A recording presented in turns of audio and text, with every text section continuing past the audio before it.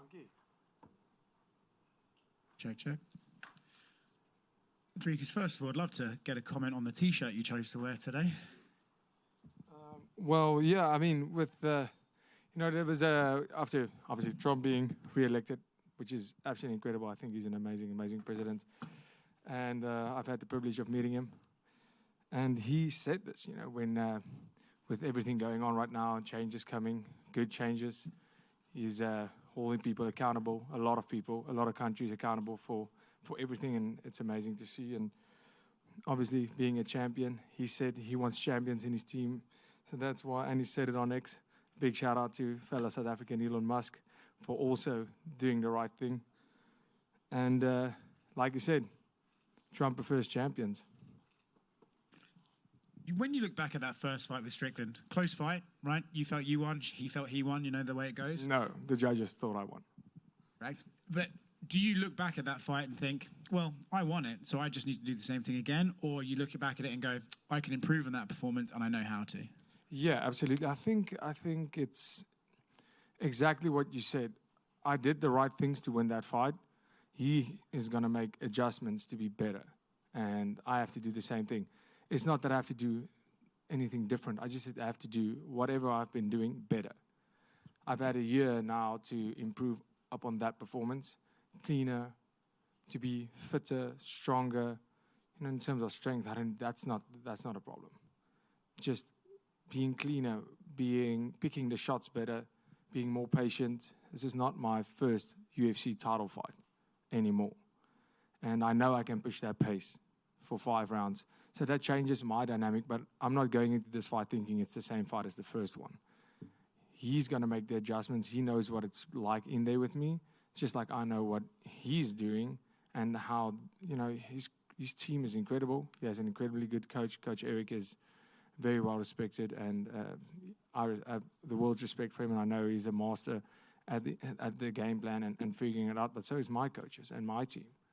So, yeah, very similar in fight, because we both now know, and how much could have really changed. It's just about being cleaner and better at everything. He has this reputation as an awkward sort of striker, with his shoulder rolls and his teeps. Do you think, in a way, fighting him twice gives you a bit of an advantage almost, because you've sort of had those 5 rounds with him to sort of get used to that style? Yeah, I think it can, but it can also, bite you in the ass. If you think you're fighting a certain style and you're fighting a certain guy and all of a sudden he comes out completely different, that can throw you off too. That's what I said. To think of this second fight the same as the first fight would be the same level as underestimating Sean Strickland, which I'm not doing. I'm expecting the best fighter in the world to show up, just like I've expected the best fighter in the world to show up every single time. Like we saw with Adesanya, when he showed up, I knew I was there to fight the best Adesanya, and everybody said it. He said it.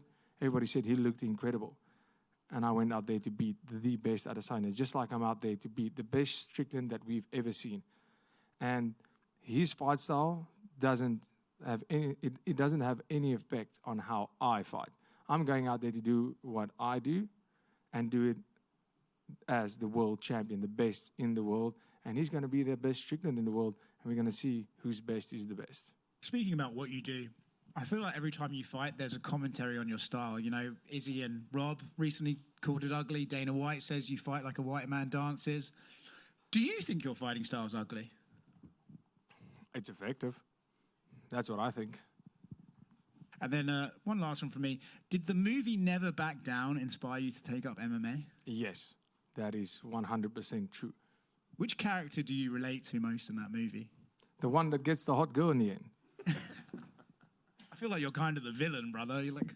I'll take that too. He had the hot girl before that. Dricus in the front right here. When Islam was preparing for his rematch against Arman, he said it was all business between them, but he kind of viewed that as it annoyed him when people said the first fight was close and tough, when he thought he clearly won, and he wanted to use that rematch as a way to erase all questions. Are you viewing this the same way with Sean on Sunday morning? Yes and no. Yes, because, in my career, I only have 2 decisions.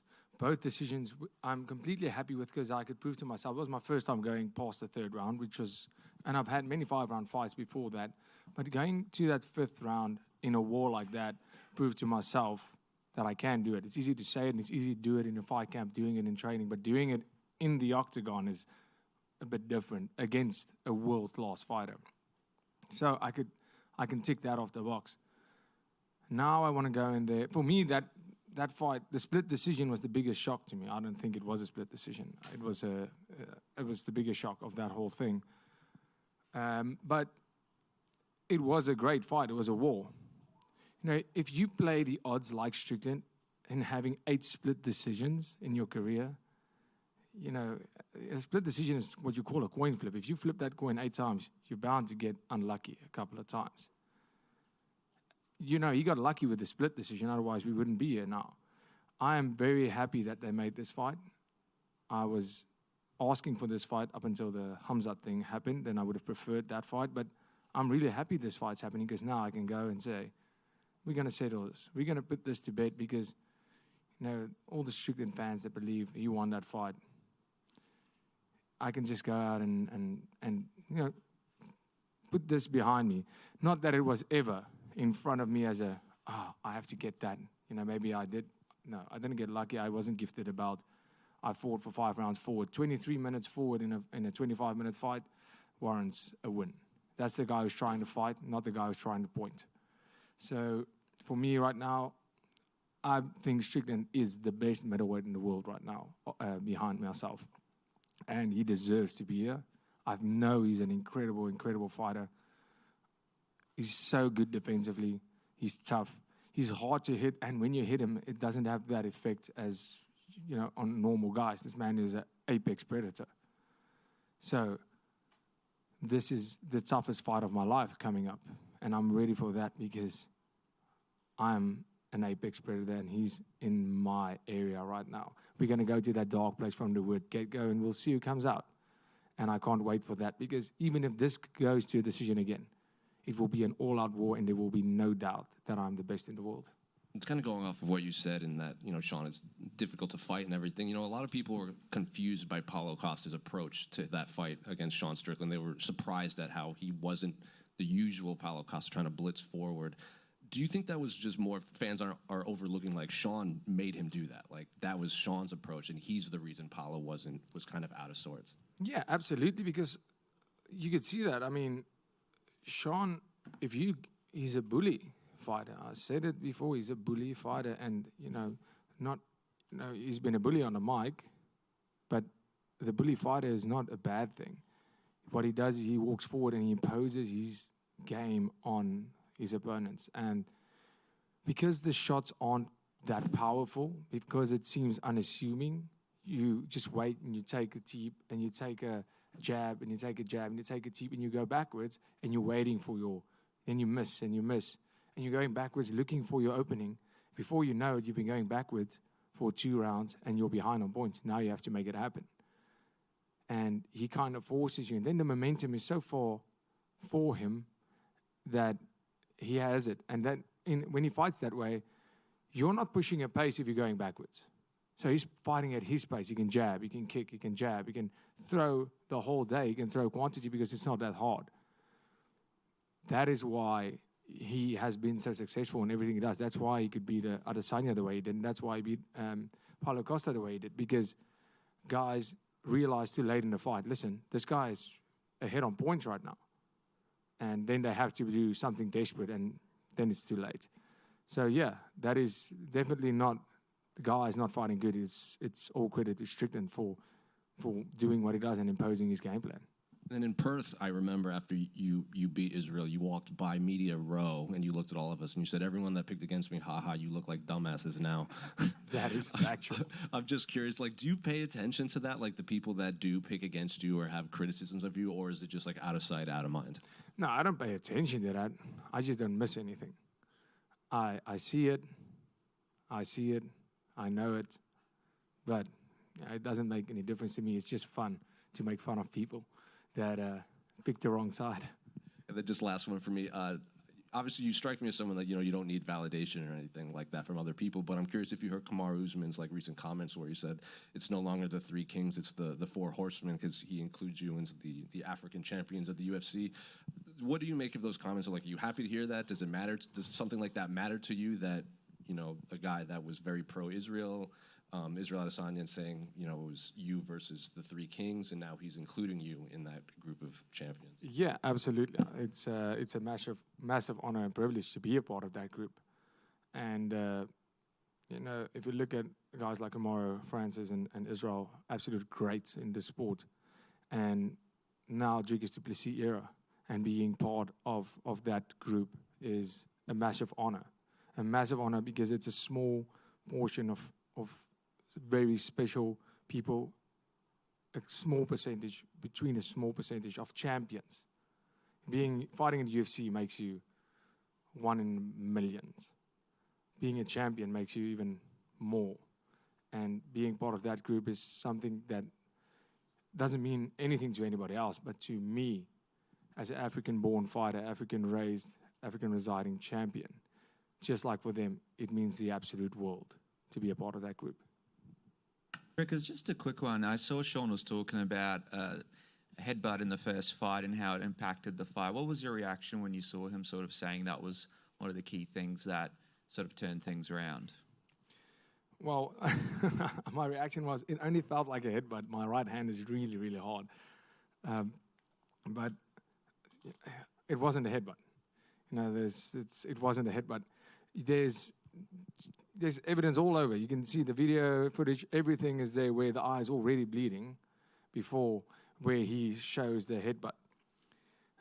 It was a right hand. I remember it in the fight, seeing it. I remember in the fight I was throwing the right hand and I could see the blood coming from his eye the first time.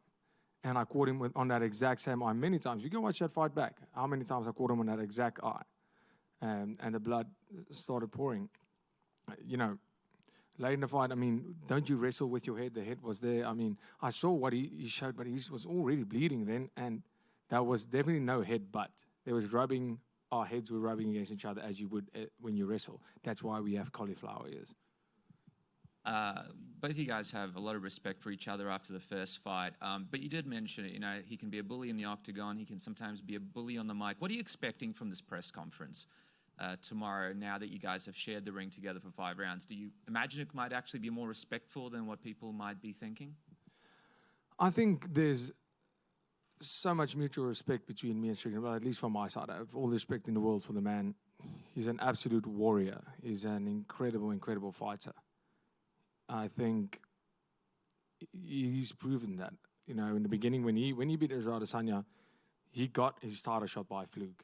He was the number 7 ranked guy. There was nobody else. He stepped up. He was never supposed to be there, and he proved that he belonged there. And after I fought him, I went, wow, he's a lot better than I thought. He is as good as, the papers say. He's deserving of this title shot. I can't believe he hasn't had it earlier. He is an incredibly good fighter. And I just know I'm better. So the respect is there, and especially after sharing such a war with somebody, the respect is there, especially from my side. I know what it takes to get in there and to go what I went through and what he went through. And now we are competing, and there is respect, but there's not a person in front of me. It's something in my way, and like I said, you can be the nicest guy. I don't care if it's more respect, less respect. He can be the biggest asshole to me. He can be the nicest guy. It makes no difference on what happens fight night. But in the lead-up, I would assume it's going to be a bit more humane this time around. But if not, I'm ready for anything. Last question from me. We saw in Embedded you're quite talented musically. Are we getting the guitar out of the open workouts, doing an unplugged Dricus du Plessis acoustic performance for Sydney today? Absolutely not. Thank you. Dricus, people talk in MMA about fighter IQ a lot, but the regular IQ you showed with your proposal tactic, having your fiancée organise the party for you, is genius. But from the moment you knew you wanted to marry her, did you start coming up in your mind how you wanted to propose, and what was the ideal way you wanted to do it? Well, I mean, it's not about me, that moment. It's about the fiancé, I would assume. I think that is how it should be. And she never said how she wants it. I just knew she would like her family there. I knew I would like my family there. And some of our close friends, ever since, like, it can't just be her family. And I knew that was something she would want. And when I started thinking about it, her family was away, my family was away because it was the holidays when I wanted to do it. And I said, wait, on my birthday, she wouldn't expect anything, and she's going to arrange everything. And wouldn't it be weird to have all our family, the whole family, my family and her family there, also having our friends there? It's not going to be weird. And the photographer, everything ready. It's not going to be suspect at all. And if she doesn't like anything, she arranged it. It's not on me. And the plan worked out great. It was great. I was more nervous for that than I thought, whatever, I'm just going to do it. Didn't think about it. Thought on the night, just going to go with it. I'm going to say this and this. Didn't say anything. I was mumbling some random shit. I don't know what I was saying. And then the ring box got stuck in my pocket. I should have taken it out, thinking about it, because I have big hands and my hand got stuck in the pocket. Well, she said yes at the end. Well, when I was so nervous when we got up and I put the ring on, I asked her, did you say yes? I didn't even see if she said yes. But I'm glad she said yes. And I guess the bonus is it's a date that's easy to remember now as well. Easy money. Easy. Congratulations. Thank you so much. Dricus back here. In Sydney in Perth before your fight with Israel, I asked you about, I felt a lack of respect you got as a champion, and you said you don't fight to appease people on the internet. And while I know that hasn't changed, do you feel you get more respect coming off your last victory? I always feel the respect. I don't even pay attention to the disrespect. I don't. I can tell you this. I read it.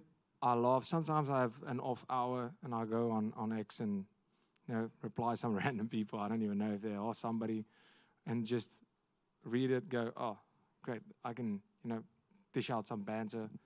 Other fighters, if I have time, if I have an extra hour sitting on the couch, and I go, cool, let's banter, and then I'm not paying attention again for like a week or two, and when I have an off hour, I'll go on and have that. That's how I approach any disrespect. I mean, it's the disrespect. I don't even. It's like water off a duck's back. For me, the respect is the respect I see, the appreciation I see, and the love and support I see, and that's my fuel. I don't get the disrespect doesn't fuel me more or less. I don't care. The respect and the love I get from people, and the people that believe in me and want me to succeed, that motivates me to go out there and prove them right. Apologies for stepping on your answer there. You started this press conference by saying this is not your first title fight. It's something that's now beginning to be more familiar to you. What are the biggest changes that you've felt when you look at the man who challenged for the title to the champion who sits in front of us today? How are you different? The biggest difference for me in mentality is when I show up to that gym every day. I need to be the example of a world champion. There's guys looking up to me every single day, guys chasing the same dream as I had when I was in that same spot. I'm training on the same mats with the same people, same coaches, in the same building. Yeah, I rock up in a nicer car, for sure. But I am motivating every single person there, because I was once the same as that just a couple of years ago. I was a year and a half ago. I was the same guy chasing the dream they are chasing. And I need to be the example that this is what it takes. You can have this, no matter where you're from, no matter how hard it seems, how far it seems. One opportunity, and you got it. And I need to get in there every day and prove out of the octagon and out of the gym and inside the gym what it takes to be a world champion. That's the biggest change, is the responsibility that came with being a champion, and inspiring, because right now I'm at the top of this sport. So everybody looking at me in that gym, my training partners, to show them, you can also have this, but you better know this is what it's going to take. Be there first. Train the hardest during the session and do everything. It's the small things that add up. at the top, everybody is so good. Anything can happen at any time. But how much time do you spend on your warm-up, your cool-down, your nutrition? When are you there? When you can't train, when you're taking, are you still there? It's such small things. How much time do you spend on recovery? All those things adds up to what makes a world champion. How do you approach media? How do you approach your public image? And also showing them that you can still be a human. You can still be the normal person you have to be. You can't just go, okay, I'm world champion right now. Now I have to behave in a certain way and be all. No, I'm a human. I make mistakes and I just live my life. There's just more people filming it right now. And yeah, mistakes I'll make. That's part of life. I'm never going to be sorry for that. I will say sorry for the mistake, but don't tell me you don't make those mistakes, or everybody makes mistakes. It's part of it. So live your life and remember, the most important things were there before you became world champion. The most important things in my life, my team, my family, my friends, my circle, that were there before all of this. That is what's important. Never think the fans, the spotlight, or any of that is more important. So if I'm saying that, the good stuff media says, the good stuff everybody says, it's not more important than what your family and your friends think of you. And the bad things they say is definitely not more important than what your family and friends think of you. And once you have that, you'll always be happy and you'll always be in a good space. You know, I can have everything in the world. Without them, without the people that make my life worthwhile, nothing else matters. Very much. How you going, Dricus? Good to see you again, mate. Congratulations on your engagement. Thank you. I recently listened to your podcast with Mighty Mouse. It was awesome. What really interested me was your take on wanting to, stamp your legacy in the middleweight division, not move weight classes, at least not in the near future.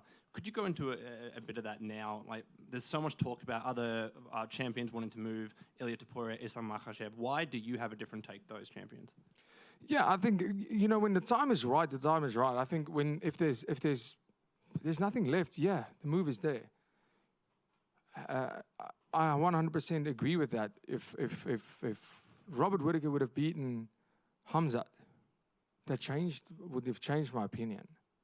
If, not that I said I wouldn't have taken that fight, but then we have a case. If you start doing a rematch now and then another rematch, that's when it becomes dodgy in terms of, do I still need to be in this weight division? But if you look at the middleweights now, I said at least 3 times defending my title before going up. This is my second one. But look what happened with Imamov just now. How the middleweight picture changed in the last year.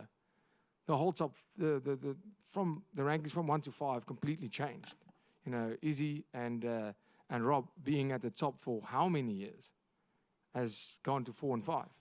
You have Imamov at 2, Strickland at 1, Hamzat somewhere, and you have Kyle Bahal coming up. You have these guys coming through the ranks, a complete new era of fighters, and I'm part of that era. And it's amazing for me to lead that era and in the middleweight division. And before I want to move up, I want it to be clear that I am the greatest middleweight on this planet. Very interesting. You were mentioning a lot of those top-ranked middleweights. You have Sean Strickland training with Kai Bahio, Rob Whittaker training with Israel. You say you want to train with either Rob or Israel or both of them. Do you find it interesting that so many in the top 10 of that division are training with each other, even though they're meant to be competitors? Yeah, I guess I'm not training with anybody in the top 10. Lucky for me, I just think with Rob and Izzy, it's a different dynamic. Right now, they know trajectory-wise, they'll never fight each other again. And yeah, Rob can, at his age, can make another run for it. I think he has another run left in him, 100%. And for Izzy, I don't think there's another title run. With all due respect, I think his legacy is cemented and will always be there. And whatever he feels like doing, he can do. I put him in the same category as Anderson Silva at this stage of lose as many fights as you want. You'll always have your legacy. Anderson Silva, when his reign ended, I don't care how many times he lost, he was still my GOAT. He was still the greatest middleweight of all time. And I feel Izzy is in that area, where whatever he decides to do, take super fights here, there, if you want to, if you still have the passion for it. If you lost the passion, you have the money, you have everything. Don't do it anymore. You don't have to take any more trauma. You don't have to put yourself through that. But if you want to do it, go for it. Nothing he can do can tarnish that legacy that he's already built. So that's a different scenario. I think Kyle and especially at Extreme Couture, there's a lot of guys coming in and out because it's in Vegas. A lot of guys joining the PI. I guess that's a mutual agreement they have. Okay, cool. We train together now, but if the fight comes, we're doing it, and I can respect that. And one last one from me. After the UFC, you've become a world champion, of course. Is your intention to become a champion in oval racing as well? Absolutely. Absolutely. Thank you, brother. Appreciate it. Thanks. Just one quickie, Dricus. Last time in Perth, you had quite a good support base with the Springboks playing the night before. I'm just wondering what you're expecting this time in Sydney. Well, maybe also support. I mean, everybody was angry because the Springboks is giving the Wallabies such a hiding. So I guess that's why they were booing me so much. But so this time that's not happening. So I guess maybe I'll get some more love. Now, all jokes. But yeah, I think there's also quite a South African community here in Sydney, but not like in Perth. But yeah, I guess so. I think with the familiarity of it, Strickland has fought here, so he has a lot of fans all over, and I've fought here in August, so it's a familiar face. So maybe I have more fans, maybe more boos. At the end of the day, there'll be more noise, and I love it. Is this sort of becoming like a second home for you, Australia? Second fight in a row? Well, after the traffic I just experienced, no, I'm not living here. But Sydney is incredible. It's a very, very different place to Perth. Perth was amazing too.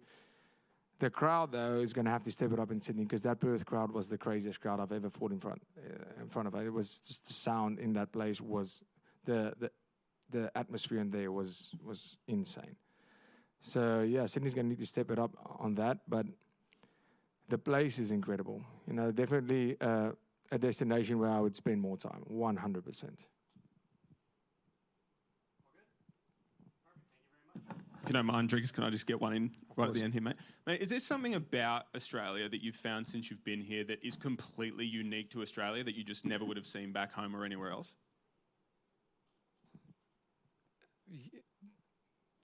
Okay, I can't say that. My mom would beat me if I said that. Yeah, like mullets and mustaches has really made a comeback here. And I love it. I think it looks amazing. It's going to take me a while to grow a mullet. I did the mustache last time. So, yeah, that is very unique in Australia. Like, everybody has it. It's great. I like it. And, geez, the traffic laws are insane. It's the slowest driving I've ever seen in my life. That's very unique. Very unique. It's really... The car scene is incredible, but I'm just wondering, what do you do with such a fast car? Where do you take it? What do you do? Because, I mean, I'll just get the slowest car I can. Otherwise, I'll just have speed fines all the time. So that was very unique. And I have to say this, in terms of the culinary experience, it's the food that's the closest to South Africa, especially like Sydney and Cape Town is basically one in the same place.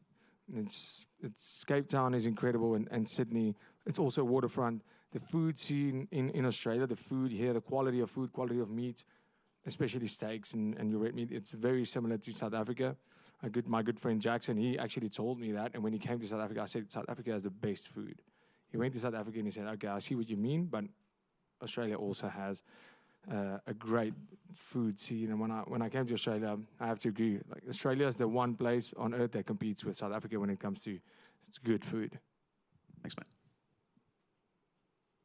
And that's it. Thank you, guys.